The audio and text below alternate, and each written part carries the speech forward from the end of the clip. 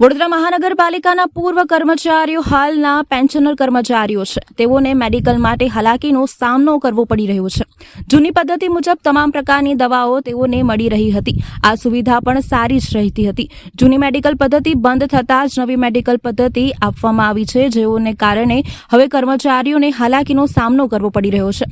પોતાના ડોક્ટરે આપેલી દવાઓ નથી મળી રહી. જેનિકલ દવાઓ આપી રહી છે તે કામચલાઉ દવાઓ આપી રહી છે એવું કર્મચારીઓનું કહેવું છે. વારંવાર રજૂઆતો કરવા છતાં પણ આજ સુધી તેમની માંગણી સંતોષવામાં નથી આવી. ફરી એક વખત કર્મચારીઓએ પાલિકાની વડી કચેરી ખાતે મોરચો માંડી સ્થાયી સમિતિના અધ્યક્ષ ડોક્ટર શીતલ મિસ્ત્રીને રજૂઆત કરી હતી. ત્યારે તેમના થકી નિવૃત્ત કર્મચારીઓને આ મામલે આગામી એપ્રિલ મહિના સુધી રાહ જોવી પડે તેવું તેમણે જણાવ્યું હતું અને આ સમસ્યાનું કાયમી નિરાકરણ આવશે અને નિવૃત્ત કર્મચારીઓ આનંદની લાગણી આ નિર્ણયથી અનુભવી રહ્યા છે. હા, હવે જે અમારી જૂની જે સિસ્ટમ ચાલુ હતી મેડિકલની, એ મેડિકલની ચાલુ રાખવા માટે 1971થી ચાલુ હતી, 55 વર્ષથી એને અમે એ ચાલુ રાખવા માટેની એ કર્યું હતું, પણ એ રજૂઆત કરી હતી અને એના માટે અમે આવેદનપત્ર આપ્યા હતા, પણ આજ દિવસ સુધી એનો કોઈ નિકાલ નહોતો આવ્યો અને નવી જે સિસ્ટમ ચાલુ કરી હતી એ અમને લોકોને ફાવતી નહોતી અને બહુ જ એનું બેડ ઇફેક્ટ અમારા એના પર થતી હતી શરીર ઉપર. એટલે અમે લોકો એ વસ્તુને સ્વીકારીને અમે એમને મળવા આજે આવ્યા. અમે તો સ્થાયી સમિતિના ચેરમેન શ્રી મળ્યા હમણાં, તો એમને અમને એવી બાહેધરી આપી છે કે હમણાં 2 મહિના સુધી તમે કોઈ પણ પ્રકારની વાત કરશો નહીં.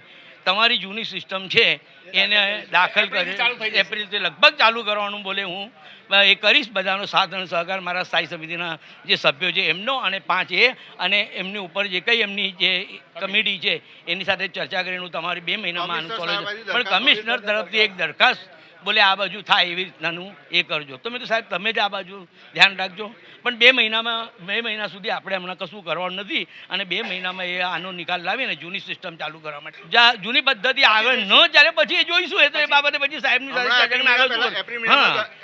એક છે વિશ્વાસ તો રાખવો પડે, કારણ કે જો અમે પણ છે ને અહીંના કર્મચારી જ હતા અને આ અમારી માતૃ સંસ્થા છે, એટલે માતૃ સંસ્થાની સામે અમારે પણ 2 મહિનાનો સમય તો આપવો જ પડે, કારણ કે એકદમ કોઈ પણ બાબતની અંદર એના અને પ્રોસિજર હોય છે. આપણે સમજીએ છીએ, અમે લોકો સાદર રજૂ બધું સાદર જજુ વગેરે લખતા હોઈએ છીએ, એટલે અમે તો જાણીએ છીએ આ બધી વસ્તુ. એટલે અને એના માટે એમને જે 2 મહિનાની એ આપી છે એના માટે અમે મુદત એમાં કરવાનું બાહેધરી આપી છે.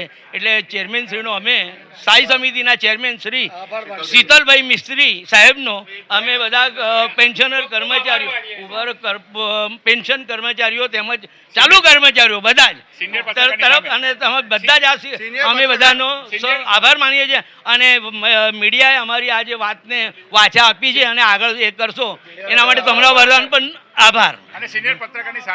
હેમંત કોલેકર.